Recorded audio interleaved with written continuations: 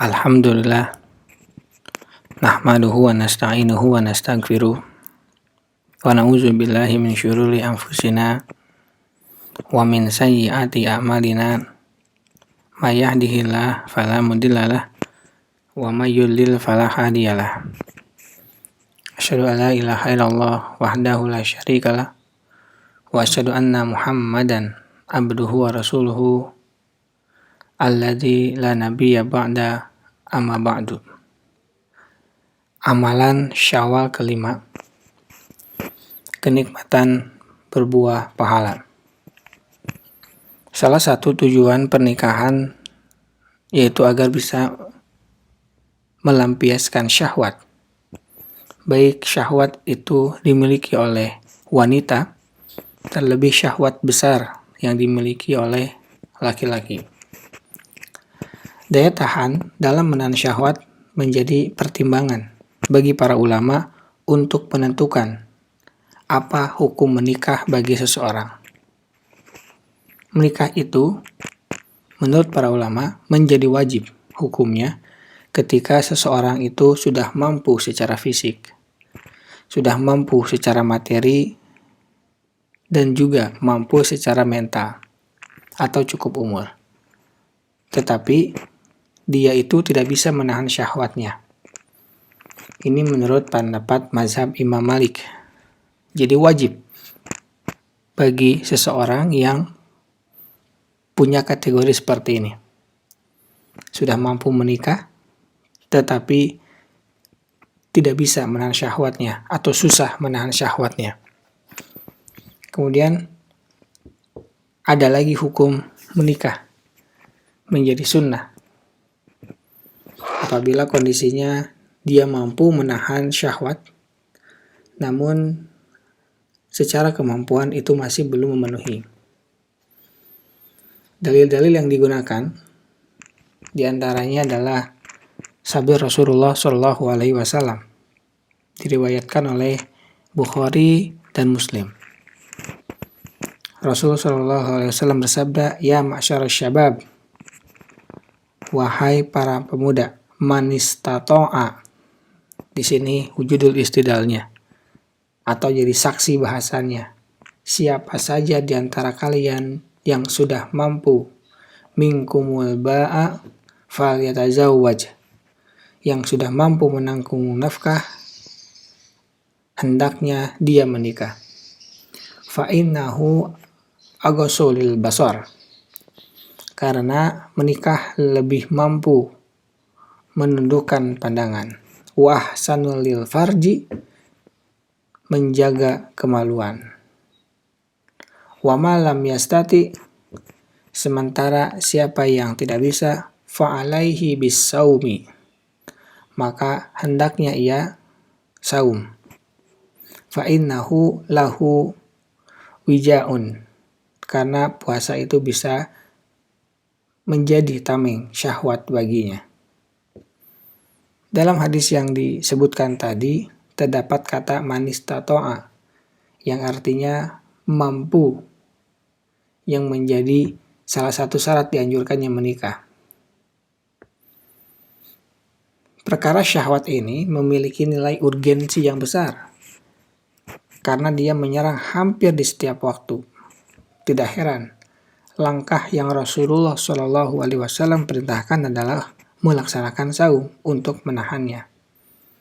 Saum itu menjadi tameng, junnatun, karena dengan saum makanan yang masuk itu berkurang, sehingga bahan bakar syahwat itu pun berkurang dan juga menjadi lebih mudah untuk dikendalikan.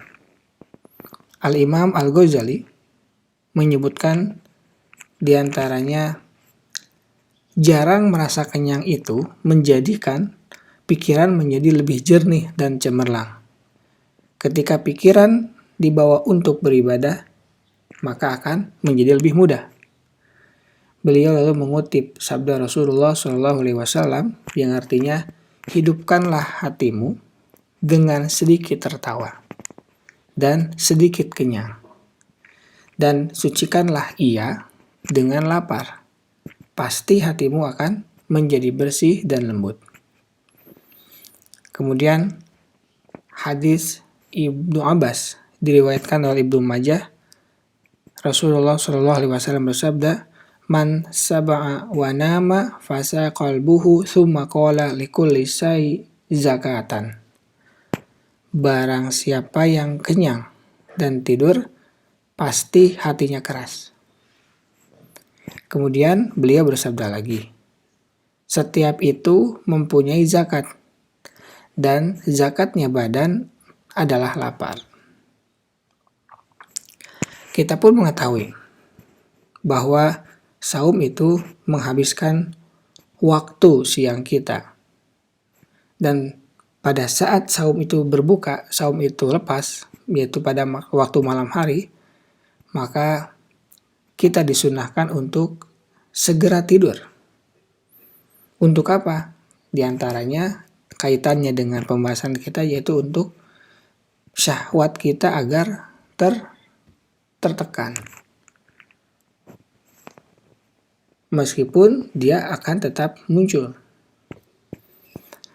Nah, ibadah itu bagi sebagian besar orang itu identik dengan sesuatu yang tidak disukai oleh badan. Contoh, sholat subuh. Dikala orang-orang enak tidur, tetapi sebagai seorang muslim harus bangun, harus wudu. Wudunya pun dengan air. Dan melaksanakan sholat dengan gerakan dan bacaan yang telah ditentukan. Itu baru bagian sholat subuh saja. Dan masih banyak muslim yang gagal dalam memenuhi sholat subuh secara tepat. Masih banyak sholat subuh di waktu duha. Bahkan ketika matahari telah terbit yang sudah lama. Allah Subhanahu wa Ta'ala berfirman mengenai hal ini dalam Quran surat At-Taubah, A'udzubillahi minasyaitonirrajim. Wa ma manahum an tuqbala minhum nafaqatahum illa annahum kafaru billahi wa bi rasulih wa la ya'tuna sholata illa wa hum kusala wa la yunfikuna illa wa hum karihun. Dan tidak ada yang menghalangi mereka untuk diterima dari mereka nafkah-nafkah, melainkan karena mereka kafir kepada Allah dan Rasul-Nya. Dan mereka tidak mengerjakan sembahyang, melainkan dengan malas. Dan tidak pula menafkahkan harta mereka, melainkan dengan rasa enggan. Ayat ini menjelaskan kepada kita, orang munafik itu merasa malas untuk ibadah sholat. Mengapa malas? Karena hal tersebut dirasa berat oleh munafik. Perlu diingat, munafik itu seorang muslim. Jadi ada kemungkinan kita muslim tapi munafik dan diancam oleh ayat ini. Selain sholat, terdapat banyak ibadah yang berat jika dilakukan. Tetapi ternyata ada ibadah ketika melakukan itu menyenangkan. Ibadah ini hanya bisa dilakukan oleh pasangan suami istri yang sah. Butuh pintu yang namanya akad nikah, agar aktivitas tersebut tidak menjadi dosa besar. Para sahabat dalam tanda petik aneh. Aktivitas yang dilakukan menjadi kebutuhan itu dikategorikan sebagai ibadah. Perhatikan hadis berikut ini. Diriwayatkan oleh Abu Dzar. Rasulullah SAW bersabda, "Wa fihi bi'i ahadukum shadaqah." Qalu ya Rasulullah, ayati ahaduna syahwatu wa yakunu lahu fiha ajrun? Qala ara'aitum law wada'aha fi haramin akana alaihi fiha ujrun fakadzalika idza wada'aha fil halal kana lahu ajrun.